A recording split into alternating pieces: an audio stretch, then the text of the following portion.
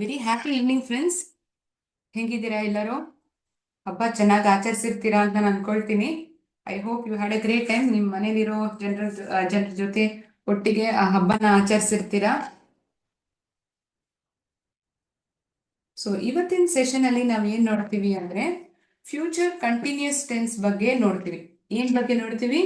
Future continuous tense ಅಂದ್ರೆ ಮುಂದೆ ಬರೋ ಕಾಲದಲ್ಲಿ ಒಂದು ಕೆಲಸವಾದದ್ದು ನಡೀತಾನೇ ಇರತ್ತೆ. I will be travelling in train next Monday. ಮುಂದಿನ ವಾರ ಸೋಮವಾರ ದಿನ ನಾನು ಟ್ರೈನಲ್ಲಿ ಪ್ರಯಾಣ ಮಾಡ್ತಾನೆ ಇರ್ತೀನಿ. ಈಗ ಮಾಡ್ತಾ ಇದ್ದೀನ? ಇಲ್ಲ, ಮುಂದಿನ ವಾರ ಇಷ್ಟೊತ್ತಿಗೆ ತಿಂಗಳ ಸೋಮವಾರ ಇಷ್ಟೊತ್ತಿಗೆ ನಾನು ಟ್ರಾವೆಲ್ ಮಾಡ್ತಾನೆ ಇರ್ತೀನಿ. ನಾನು ಒಂದು ಕೆಲಸವನ್ನ ಮಾಡ್ತಾನೆ ಇರ್ತೀನಿ ಅಂತ ಹೇಳಿದಾಗ ಏನಾಗತ್ತೆ? ಅಲ್ಲಿ ಇಂತಹ ವರ್ಬ್ ಕ್ರಿಯಾಪದ ನಾನು ಉಪಯೋಗಿಸ್ತೀನಿ. ಅಲ್ಲೇನಾಗತ್ತೆ ಅಂದ್ರೆ ಸಬ್ಜೆಕ್ಟ್ ಯಾರು ಒಬ್ಬ ಕೆಲಸವನ್ನ ಮಾಡ್ತಿದಾರೋ ಅವ್ರ ಬಗ್ಗೆ ನಾವು ಅವ್ರನ್ನ ಸಬ್ಜೆಕ್ಟ್ ಅಂತ ಹೇಳ್ತೀವಿ. ವಿಲ್ ಅನ್ನೋ ಈ ಹೆಲ್ಪಿಂಗ್ ವರ್ಬ್ ಜೊತೆಗೆ ಉಪಯೋಗಿಸುವ ಈ ಕ್ರಿಯಾಪದವನ್ನ ಉಪಯೋಗಿಸ್ತೀವಿ. ವಿಲ್ ಬಿ ಅನ್ನೋದು ಹೆಲ್ಪಿಂಗ್ ವರ್ಬ್ ಆಗತ್ತೆ. ಏನಾಗತ್ತೆ? ವಿಲ್ ಬಿ ಅನ್ನೋದು ಹೆಲ್ಪಿಂಗ್ ವರ್ಬ್ ಆಗತ್ತೆ. ಅದಾದ್ಮೇಲೆ ವರ್ಬ್, ಅದಾದ್ಮೇಲೆ ಐ ಎನ್ ಜಿ. ಹೇಗಿದ್ರು ಒಂದು ಕಂಟಿನ್ಯೂಸ್ ಫಾರ್ಮ್ ಅಲ್ಲಿ ಆ ಸೆಂಟೆನ್ಸ್ ಇದೆ ಅಂದ್ರೆ ಹೇಗ್ ನಮ್ಗೆ ಗೊತ್ತಾಗತ್ತೆ? ಆ ವಾಕ್ಯದಲ್ಲಿ ವರ್ಬ್ ಆಗಿರೋದು ಆ ಕ್ರಿಯಾಪದದ ಜೊತೆಗೆ ಐ ಎನ್ ಜಿನ ಸೇರಿಸಿರ್ತಾರೆ. ಹಾಡ್ತಾ ಇದ್ದೀನಿ ಅಂದ್ರೆ ಸಿಂಗಿಂಗ್, ಆಡ್ತಾ ಇದ್ದೀನಿ ಅಂದ್ರೆ ಆಟ ಆಡ್ತಾ ಇದ್ದೀನಿ ನನ್ನ ಗೆಳೆಯರ ಜೊತೆ ಅಂದ್ರೆ ಪ್ಲೇಯಿಂಗ್. ಸೊ ಪ್ಲೇ ಅನ್ನೋದು ವರ್ಬ್ ಆಗತ್ತೆ. ಅದ್ರದ್ದು ಜೊತೆಗೆ ನಾನು ಐ ಎನ್ ಜಿ ಸೇರಿಸ್ಬಿಡ್ತೀನಿ. ಯಾವುದೇ ಒಂದು ಕಂಟಿನ್ಯೂಸ್ ಫಾರ್ಮ್ಗೂ ಸರಿ ಈ ಐ ಎನ್ ಜಿ ಸೇರಿಸಿದ್ರೆ ಮಾತ್ರ ಅದು ಕಂಟಿನ್ಯೂಸ್ ಅಂತ ನಮ್ಗೆ ಗೊತ್ತಾಗತ್ತೆ. ಈ ಕಂಟಿನ್ಯೂಸ್ ಅನ್ನೋ ಪದಕ್ಕೆ ಬೇರೆ ಯಾವ್ದಾದ್ರು ಹೆಸರಿದ್ಯಾ ಅಂತ ನೋಡಿದ್ರೆ ಇದೆ. ನೆನ್ಪಿದ್ಯಾ? ಎಲ್ಲಾ ಟೆನ್ಸ್ ಅಲ್ಲೂ ನಾನು ಇದನ್ನ ಪ್ರತಿ ಒಂದ್ಸತಿ ಹೇಳ್ತಾನೆ ಇದ್ದೀನಿ. ಪ್ರೋಗ್ರೆಸಿವ್ ಈ ಪದವನ್ನ ನಾವು ಉಪಯೋಗಿಸಬಹುದು. Either we can tell it as continuous or we can call it as progressive. Progressive ಅಂದ್ರೆ ಏನು? ಒಂದು ಕೆಲಸವಾದದ್ದು ನಡೀತಾನೆ ಇದೆ ಅಂತ ಹೇಳೋದಿಕ್ಕೆ ನಾವು ಬಳಸೋದು. ಇಷ್ಟೇ ಮುಗ್ದೋಗ್ಬಿಡತ್ತಾ? ಇಲ್ಲ, ಇದಾದ್ಮೇಲೆ ಮಿಕ್ಕಿರೋ ವಾಕ್ಯ the rest of the sentence or object of the sentence whatsoever you may call it as. So ಒಂದು ಕೆಲಸವಾದದ್ದು ಮುಂದೆ ಬರೋ ಕಾಲದಲ್ಲಿ ಅದು ನಡೀತಾನೆ ಇರತ್ತೆ ಅಂತ ಹೇಳ್ಬೇಕಾದ್ರೆ ಅದು ಫ್ಯೂಚರ್ ಕಂಟಿನ್ಯೂಸ್ ಟೆನ್ಸ್ ಅಂತ ನಾವು ಹೇಳ್ತೀವಿ.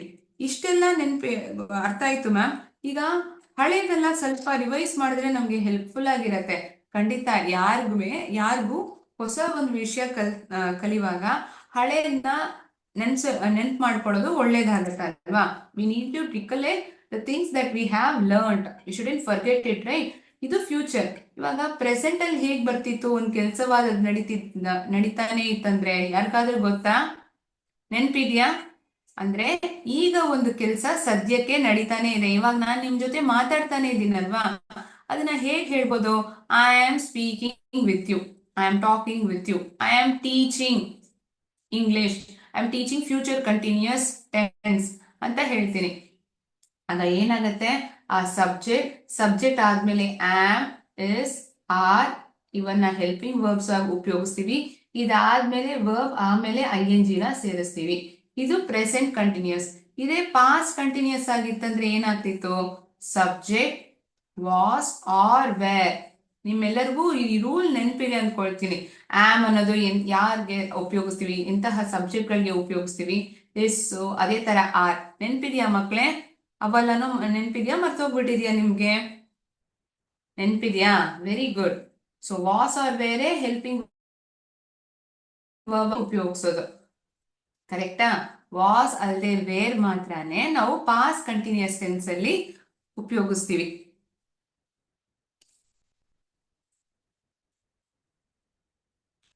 ಸರಿ, ಈಗ ಫ್ಯೂಚರ್ ಕಂಟಿನ್ಯೂಸ್ ಟೆನ್ಸ್ ಅದರದ ಅರ್ಥ, ಮೀನಿಂಗ್, ಡೆಫಿನಿಷನ್, ಉಪಯೋಗಗಳು, ಆಮೇಲೆ ಒಂದು ಸಣ್ಣ ಪುಟ್ಟ ಆಕ್ಟಿವಿಟಿ ಆ ಎಕ್ಸಸೈಸ್ ಮೂಲಕ ಫ್ಯೂಚರ್ ಕಂಟಿನ್ಯೂಸ್ ಟೆನ್ಸ್ ನಮ್ಗೆ ಚೆನ್ನಾಗಿ ಅರ್ಥ ಆಗಿದೆಯಾ ಅಂತ ನೋಡ್ಬಿಡೋಣ.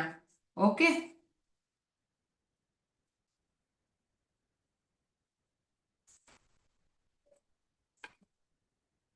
ಒಂದು ನಿಮಿಷ ಸ್ಕ್ರೀನ್ ನ ಶೇರ್ ಮಾಡ್ಕೊಳ್ತೀನಿ.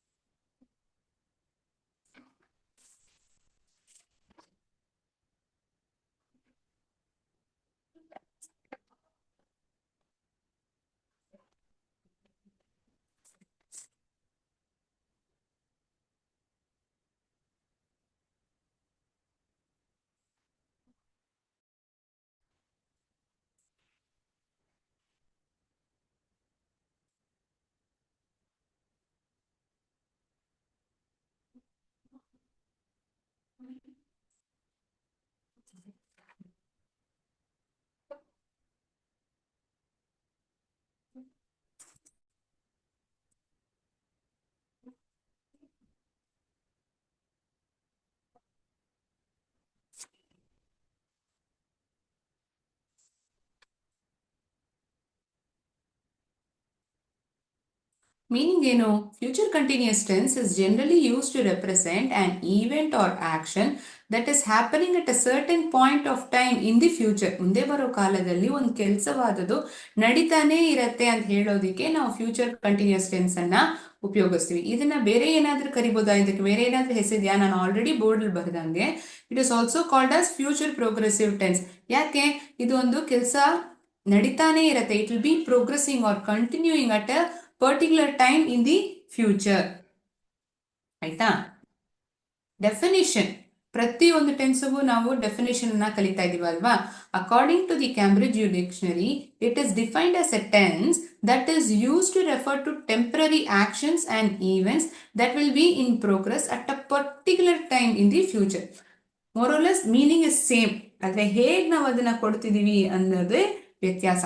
According to each dictionary it differs. Cambridge dictionary, Oxford learner's dictionary, ಇಂತಹ ಬೇರೆ ಬೇರೆ ಡಿಕ್ಷನರೀಸ್ ಪ್ರಕಾರ ಏನ್ ಅವರು ಡೆಫಿನೇಷನ್ ಆಗಿ ಕೊಟ್ಟಿದ್ದಾರೆ. ಇದೇನಿದು?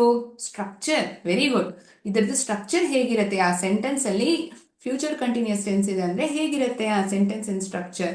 ಸಬ್ಜೆಕ್ಟ್, ಅದಾದ್ಮೇಲೆ ಹೆಲ್ಪಿಂಗ್ ವರ್ಬ್. ಯಾವ್ದು ಹೆಲ್ಪಿಂಗ್ ವರ್ಬ್ ಆಗಿ ಬರುತ್ತೆ ಮಕ್ಕಳೇ? Will be. ಎಕ್ಸಾಕ್ಟ್ಲಿ. ಅದಾದ್ಮೇಲೆ present participle form of the verb, the rest of the sentence. Present participle ಅಂದ್ರೆ ಏನಿಲ್ಲ, ಆ ವರ್ಬ್ ಜೊತೆ ING, ಕ್ರಿಯಾಪದದ ಜೊತೆಗೆ ING ನಾನು ಸೇರಿಸ್ಬಿಟ್ರೆ ಅಂದ್ರೆ ಅದು ಕಂಟಿನ್ಯೂಸ್ ಫಾರ್ಮ್. ಈ ಪ್ರೆಸೆಂಟ್ ಪಾರ್ಟಿಸಿಪಲ್ ಅಂದ್ರೆ ಬೇರೆ ಏನಿಲ್ಲ, ಕಂಟಿನ್ಯೂಸ್ ಫಾರ್ಮ್ ಅಂತಾನು ಅನ್ಬೋದು. ವರ್ಬ್ ಜೊತೆ ING ಇದೆ, ಅದನ್ನೇ ನಾವು present participle form of verb. ಈಗ 3 ಫಾರ್ಮ್ ಆಫ್ ವರ್ಬ್ ನಾವು ತಿಳ್ಕೊಂಡಿದೀವಿ ಅಲ್ವಾ? ಇವಾಗ ಪರ್ಫೆಕ್ಟ್ ಟೆನ್ಸ್ ಅಲ್ಲಿ ಯಾವ್ದು ನಾವು ಉಪಯೋಗಿಸ್ತೀವಿ? We use past participle form of verb. I hope you remember. ಮರ್ತೋಗಿಲ್ಲ ಅಂದ್ಕೊಳ್ತೀನಿ. ಈ ಪರ್ಫೆಕ್ಟ್ ಟೆನ್ಸ್ ಅಂತ ಬರುವಾಗ ಪಾಸ್ಟ್ ಪಾರ್ಟಿಸಿಪಲ್ ಬರುತ್ತೆ. ಸೊ ಈ ವರ್ಬ್ಗೆ 3 ಫಾರ್ಮ್ಸ್ ನಾವು ಕಲ್ತಿದ್ದೀವಲ್ವಾ? V1, V2, V3. ಈ V1 ಅನ್ನೋದೇ ಈ present base form of verb. ಈ ಬೇಸ್ ಫಾರ್ಮ್ ಆಫ್ ವರ್ಬ್ಗೆ ನಾವು ING ನ ಸೇರಿಸಿದ್ರೆ ಅದು ಪ್ರೆಸೆಂಟ್ ಪಾರ್ಟಿಸಿಪಲ್ ಫಾರ್ಮ್ ಆಗಿ ಆಗಿಡುತ್ತೆ. ಇದು ಸಿಂಪಲ್ ಪಾಸ್ಟ್. V2 ಅನ್ನೋದೇ ಸಿಂಪಲ್ ಪಾಸ್ಟ್. V3 ಅನ್ನೋದೇ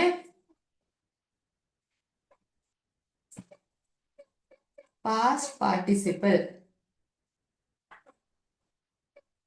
V3 ಅನ್ನೋದೇ ಪಾಸ್ಟ್ ಪಾರ್ಟಿಸಿಪಲ್. ಪಾಸ್ಟ್ ಪಾರ್ಟಿಸಿಪಲ್ ಅಂದ್ರೆ ಏನು? ಈಟ್, ಏಟ್, ಈಟನ್, ಅದು ಪಾಸ್ಟ್ ಪಾರ್ಟಿಸಿಪಲ್ ಆಗುತ್ತೆ. ಈ ಪ್ರೆಸೆಂಟ್ ಪಾರ್ಟಿಸಿಪಲ್ ಅಂದ್ರೆ ಏನಾಗುತ್ತೆ? ವರ್ಬ್ ಜೊತೆ ನಾವು ING ಸೇರಿಸ್ಬಿಡ್ತೀವಿ. ಪ್ರೆಸೆಂಟ್ ಪಾರ್ಟಿಸಿಪಲ್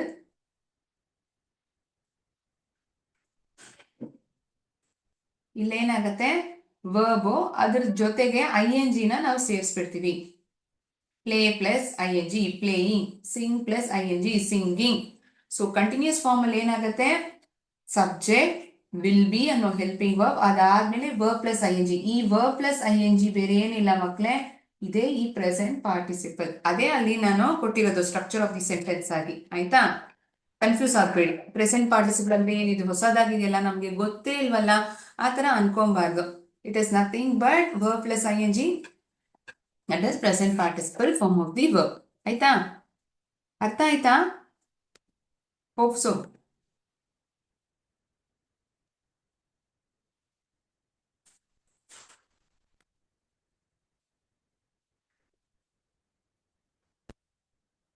ಈ ಪಾಸಿಟಿವ್ ಸೆಂಟೆನ್ಸ್ ಸ್ಟ್ರಕ್ಚರು ಇದೇನೆ. ಇವಾಗ ನಾವು ನೋಡಿದ್ವಲ್ಲ, basic structure of the sentence as well as positive form of the sentence in future continuous tense, it is the same.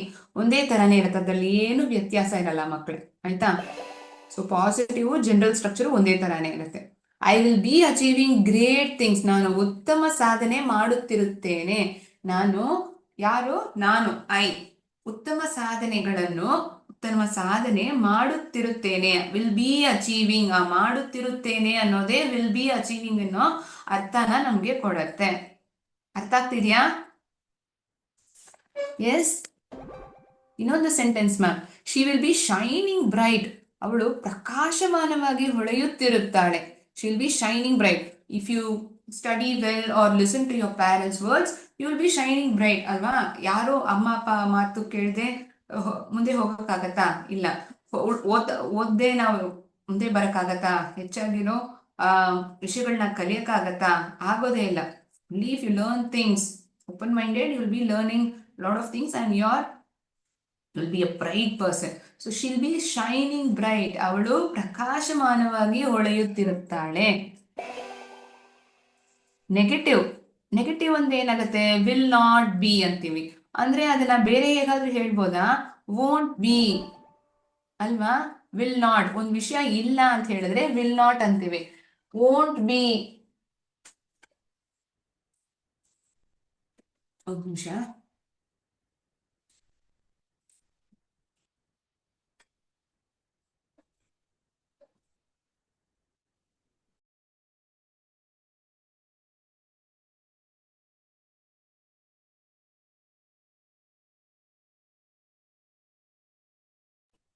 Will be ಅನ್ನೋದು ಪಾಸಿಟಿವ್, ವಿಲ್ ನಾಟ್ ಬಿ ಅನ್ನೋದು negative. Will not ಅನ್ನೋದೇ contracted form won't be ಅಂತ ಹೇಳ್ತೀವಿ.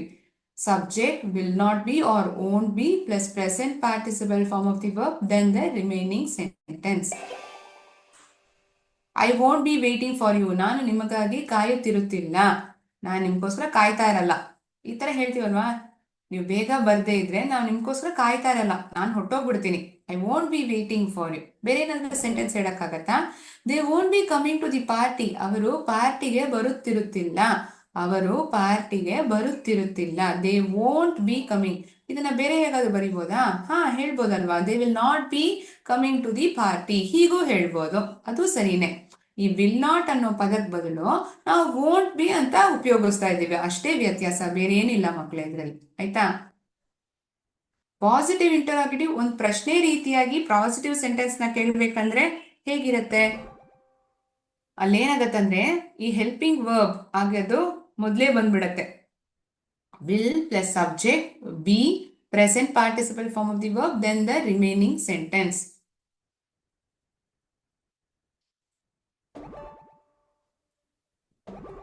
ಅದಾದ್ಮೇಲೆ ಕೊನೆಯಲ್ಲಿ ಆ question mark ನ ಬಳಸಿರ್ಬೇಕು. ಪಾಸಿಟಿವ್ ಇಂಟರಾಗೇಟಿವ್ ಯಾವುದೇ ಇಂಟರಾಗೇಟಿವ್ ಸೆಂಟೆನ್ಸ್ಗೂ ಕೊನೆಯಲ್ಲಿ ಈ ಕ್ವೆಶನ್ ಮಾರ್ಕ್ ಹಾಕಿರ್ಬೇಕು. ಇಲ್ಲಿ ನೋಡಿ, will they be launching the product soon, ಅವರು ಶೀಘ್ರದಲ್ಲೇ ಉತ್ಪನ್ನವನ್ನು ಬಿಡುಗಡೆ ಮಾಡುತ್ತಿರುತ್ತಾರೆಯೇ?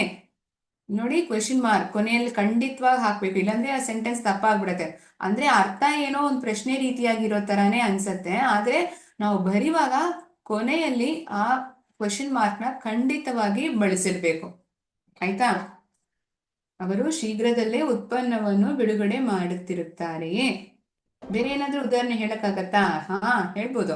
Will she be singing at the event, ಅವಳು ಕಾರ್ಯಕ್ರಮದಲ್ಲಿ ಹಾಡುತ್ತಿರುತ್ತಾಳೆಯೇ? Will she be singing at the event. ನಿಮ್ಗೆ ಗೊತ್ತಿಲ್ಲ ಒಬ್ರು ಹಾಡ್ತಾರಾ ಅಂತ ನೀವು ಇನ್ನೊಬ್ರ ಹತ್ರ ಪ್ರಶ್ನೆ ಮಾಡಿ ಕೇಳ್ತಾ ಇದ್ದೀರಾ. So it is a positive interrogative sentence, but the event is going to happen in near future, not happening right now. ಇವಾಗ ನಡೀತಾ ಇಲ್ಲ, ಮುಂದೆ ಬರೋ ಕಾಲದಲ್ಲಿ ನಡೀತಾ ಇರತ್ತಾ ಅಂತ ಕೇಳ್ತಿದ್ರಾ ನೀವು ಬೇರೆ ಒಬ್ಬರ ಹತ್ರ.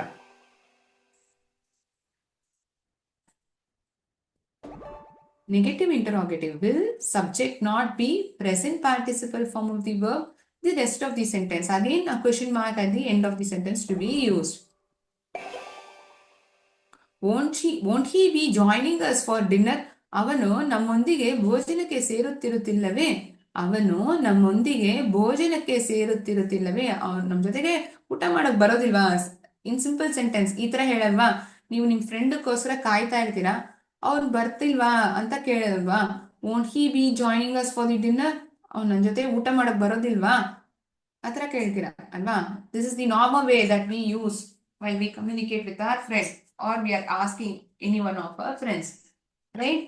ಸೊ ಇದು future continuous sentence meaning, definition, ಅದಾದ್ಮೇಲೆ ಬರೋ ಸ್ಟ್ರಕ್ಚರ್, ಇವೆಲ್ಲ ತಿಳ್ಕೊಂಡ್ಬಿಟ್ಟಿದ್ವಿ. ಇದೆಲ್ಲ ಓಕೆ ಮ್ಯಾಮ್, ಇದಕ್ಕಿಂತ ಏನಾದ್ರೂ ಸ್ಪೆಸಿಫಿಕ್ ಆಗಿ ಉಪಯೋಗಗಳಿದೆಯಾ? ಯಾವಾಗ ಫ್ಯೂಚರ್ ಕಂಟಿನ್ಯೂಸ್ ಟೆನ್ಸ್ ಅನ್ನ ನಾನು ಉಪಯೋಗಿಸ್ತೀನಿ, ಎಂತಹ ಸಂದರ್ಭಗಳಲ್ಲಿ ನಾನು ಅದನ್ನ ಬಳಸ್ತೀನಿ ಅನ್ನೋದನ್ನ ಹೇಗಾದ್ರೂ ಹೇಳಕ್ಕಾಗತ್ತಾ? ಹಾ, ಅದನ್ನು ನೋಡ್ಬೋದು ನಾವು. ಅದ್ರದ್ದು ಉಪಯೋಗಗಳನ್ನ ನಾವು ತಿಳ್ಕೊಳ್ಳೋಣ ಈಗ.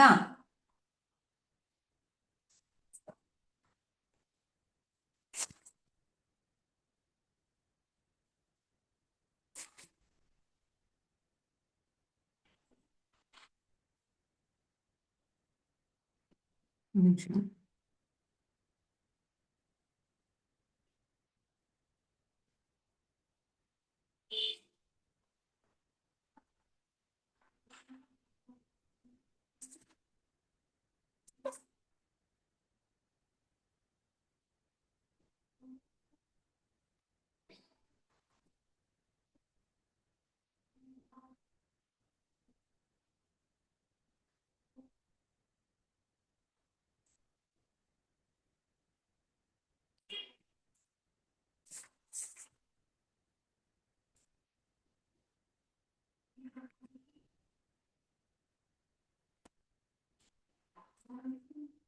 Denoting an action that takes place at a point of time in the future. The judges will be announcing the winners of the competition at 5 p.m. on Tuesday. ಯಾವಾಗ ಜಡ್ಜಸ್ ಅನೌನ್ಸ್ ಮಾಡ್ತಾರೆ ಯಾರು ಗೆದ್ದಿದ್ದಾರೆ ಅಂತ? They will be announcing it on Tuesday. ಯಾವಾಗ? Tuesday ಅವತ್ತೇ announce ಮಾಡೋದು. ಎಷ್ಟೊತ್ತಿಗೆ? 5 ಗಂಟೆಗೆ. ಇವತ್ತಾ ನಡೆದೋಗ್ಬಿಟ್ಟಿದ್ಯಾ? ಇಲ್ಲ, ಮುಂದೆ ಬರೋ ಕಾಲದಲ್ಲೇ ಆ ವಿಷಯವಾದದ್ದು ನಡೆಯೋದು. ಯಾವಾಗ ಅನೌನ್ಸ್ ಮಾಡ್ತಾರೆ? ಆ ಕಾಂಪಿಟಿಷನ್ ಅಲ್ಲಿ ಗೆದ್ದಿರೋ ವಿನ್ನರ್ಸ್ ನ ಟ್ಯೂಸ್ಡೇ 5 ಗಂಟೆಗೆ ಅನೌನ್ಸ್ ಮಾಡ್ತಾರೆ. ಸೊ ಇದಂತೂ ಏನ್ ಯೂಸ್ ಅಂದ್ವಿ? Denoting an action that takes place at a point of time in future. ಮುಂದೆ ಬರೋ ಕಾಲದಲ್ಲಿ ಯಾವಾಗ ನಡೆಯುತ್ತೆ ಅನ್ನೋದು ಈ ಸೆಂಟೆನ್ಸ್ ಮೂಲಕ ನಮ್ಗೆ ಗೊತ್ತಾಗ್ತಿದೆ. Comparing between the present and the future. ಇವಾಗ ನಡೆಯೋದಕ್ಕೂ ವರ್ತಮಾನ ಕಾಲಕ್ಕೂ ಭವಿಷ್ಯ ಕಾಲಕ್ಕೂ comparison. This time next one we will be travelling to Canada. ಈ ಹೊತ್ತಿಗೆ ಮುಂದಿನ ತಿಂಗಳು ನಾವು ಕೆನಡಾಗೆ ಪ್ರಯಾಣ ಮಾಡ್ತಾ ಇರ್ತೀವಿ.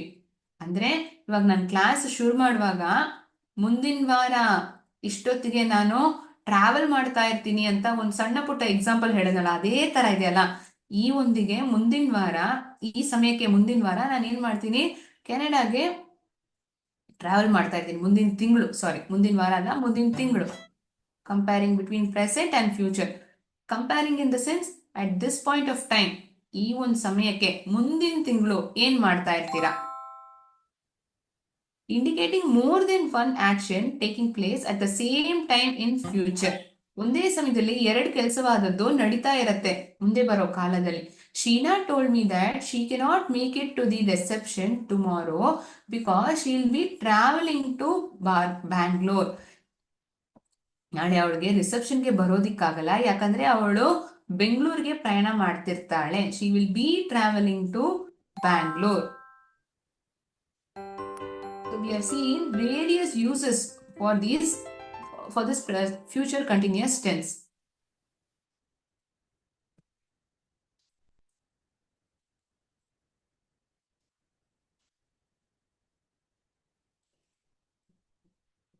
ಓಕೆ, ಇದು ನಿಮ್ಗೆ ಸರಿಯಾಗಿ ಅರ್ಥ ಆಗಿದೆಯಾ ಅನ್ನೋದಕ್ಕೆ ಕೆಲವು ಪ್ರಶ್ನೆಗಳನ್ನ ನಾವು ಆನ್ಸರ್ ಮಾಡಿ ನೋಡೋಣ.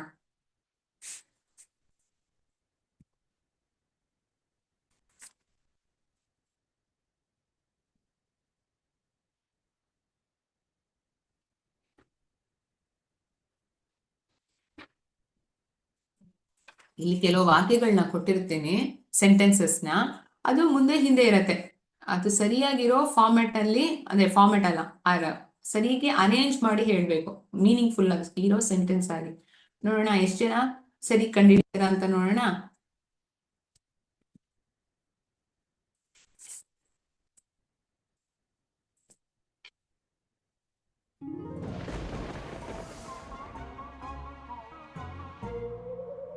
ಇದೇನ್ ಮ್ಯಾಮ್ ಭೂತದ ಮನೆ ತರ ಇದೆ, ದೆವ್ವದ ಮನೆ ತರ ಇದೆ. ಹಾ, ಅದಲ್ಲ. ಇಲ್ಲಿ ಏನ್ ಕೇಳಿದಾರಂತ ನೋಡೋಣ, ಹೇಳಿದಾರಂತ. Leaving the won't be evening until we. ಯಾರೋ ನಾವು ಬರೋ ತನಕ ಇಲ್ಲಿಂದ ಹೊರಡೋದಿಲ್ಲ,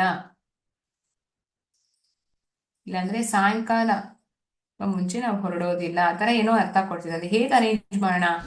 ವಿ ವೋಂಟ್, ವಿಲ್ ನಾಟ್ ಅನ್ನೋದೇ ವೋಂಟ್.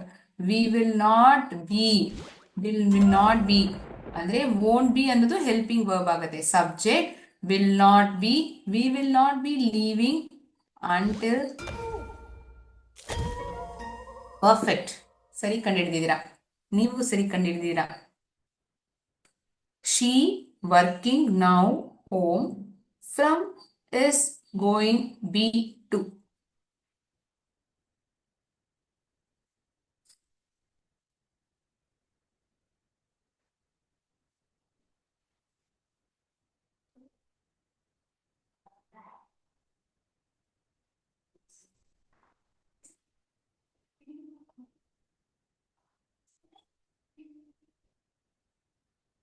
ಒಂದು ನಿಮಿಷ.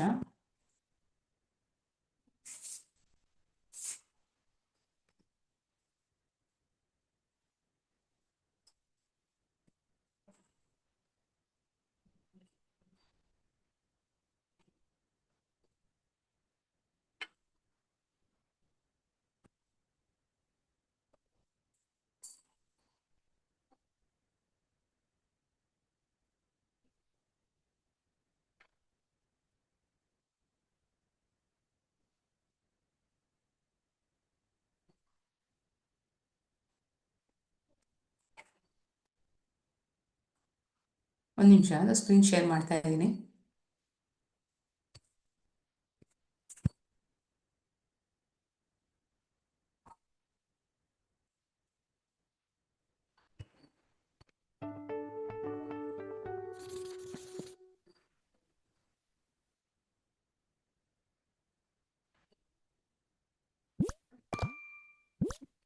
Same thing, but in a different template. We won't be leaving until the evening.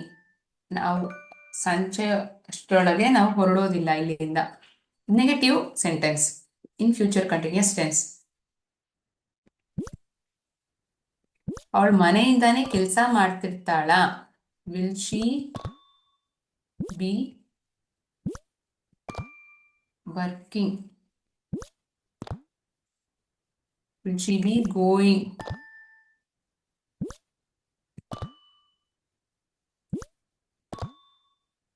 Will she be going to be working from home now? You graduating will this year be? Will you be ಈ ವರ್ಷಕ್ಕೆ ನೀವು graduate ಆಗ್ಬಿಡ್ತೀರಾ? Will you be graduating this year? Fine. We have seen 3 sentences in future continuous tense. ನಿಮ್ಮೆಲ್ಲರಿಗೂ ಚೆನ್ನಾಗಿ ಅರ್ಥ ಆಗಿದೆಯಾ? Future continuous tense ಅಂದ್ರೆ ಹೇಗಿರತ್ತೆ, ಅದರದ್ದು sentence pattern, meaning, definition ಇವೆಲ್ಲ ಚೆನ್ನಾಗಿ ಅರ್ಥ ಆಗಿದೆಯಾ? ಏನಾದರೂ ಡೌಟ್ಸ್ ಇದೆಯಾ ನಿಮಗೆ?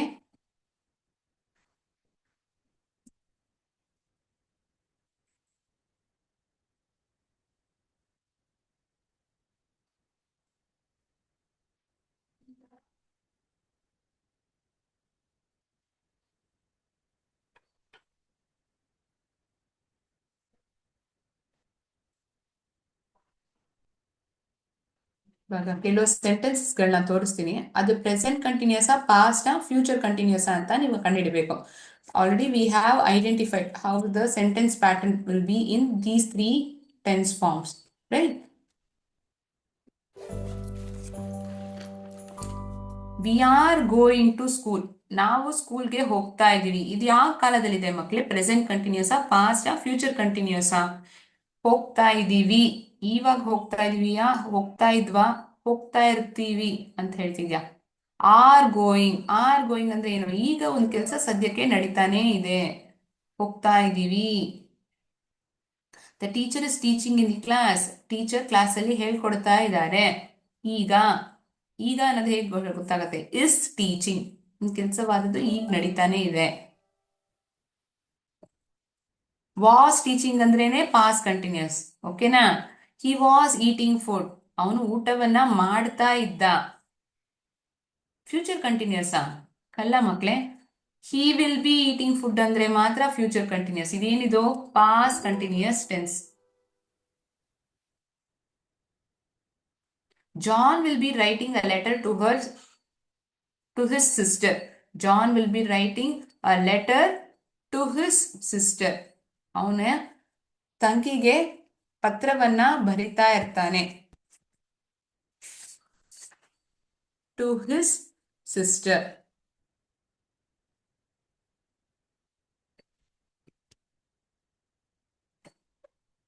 ಇಲ್ಲಿ ಎರೋನಿಯಸ್ ಆಗಿ ಹರ್ ಸಿಸ್ಟರ್ ಅಂತ ಬರೆದ್ಬಿಟ್ಟಿದೆ. Sorry for that. ಒಂದು ನಿಮಿಷ, ಅದು ನಾನು ನೋಡ್ಬಿಡೋಣ.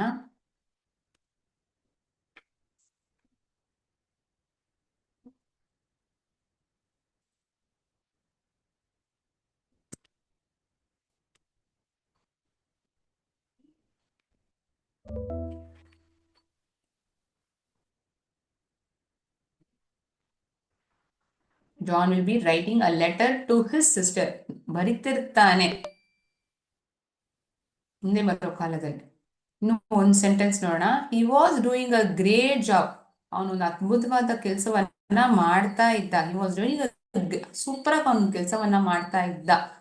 ಈಗ ಮಾಡ್ತಿರ್ತಾನ, ಇಲ್ಲ ಒಂದ್ ಕೆಲಸವಾದ ನಡೀತಾನೆ ಇತ್ತ. Was doing. Exactly, was doing. So that indicates it is past continuous tense. So ಇವತ್ತಿನ ಸೆಷನ್ ಅಲ್ಲಿ ಫ್ಯೂಚರ್ ಕಂಟಿನ್ಯೂಸ್ ಟೆನ್ಸ್ ಅಂದ್ರೆ ಏನು, ಮೀನಿಂಗ್, ಡೆಫಿನಿಷನ್, ಯೂಸಸ್, ಸ್ಟ್ರಕ್ಚರ್, ಈ 4 ನೋಡಿದ್ವಿ. ಅದ್ ಮಾತ್ರ ಅಂದ್ರೆ ಪ್ರೆಸೆಂಟ್, ಪಾಸ್ಟ್, ಫ್ಯೂಚರ್, ಈ ಮೂರು ಟೈಪ್ ಆಫ್ ಸೆಂಟೆನ್ಸ್ ಅಲ್ಲೂ ಹೇಗಿರುತ್ತೆ ಆ ಸ್ಟ್ರಕ್ಚರ್, ಹೇಗೆ ಐಡೆಂಟಿಫೈ ಮಾಡ್ತೀವಿ, ಆ ಹೆಲ್ಪಿಂಗ್ ವರ್ಬ್ ಏನಿರುತ್ತೆ, ಇವೆಲ್ಲಾನು ನಾವು ಕ್ವಿಕ್ ಆಗಿ ರಿಕಲೆಕ್ಟ್ ಮಾಡಿದೀವಿ. ಸೊ ಇವತ್ತಿನ ಸೆಷನ್ ನಾನು ಇಲ್ಲೇ ಮುಗಿಸ್ಕೊಳ್ತೀನಿ. ಮುಂದಿನ ಸೆಷನ್ ಅಲ್ಲಿ ನಾವು ನೋಡೋಣ. ಈ ಒಂದು ಸಣ್ಣ ಪುಟ್ಟ ಥಾಟ್ ಇಂದ ನಾನು ಇವತ್ತಿನ ಸೆಷನ್ ನ ಮುಗಿಸ್ಕೊಳ್ತೀನಿ. One secret of success in life for a man is to be ready for his opportunity when it comes.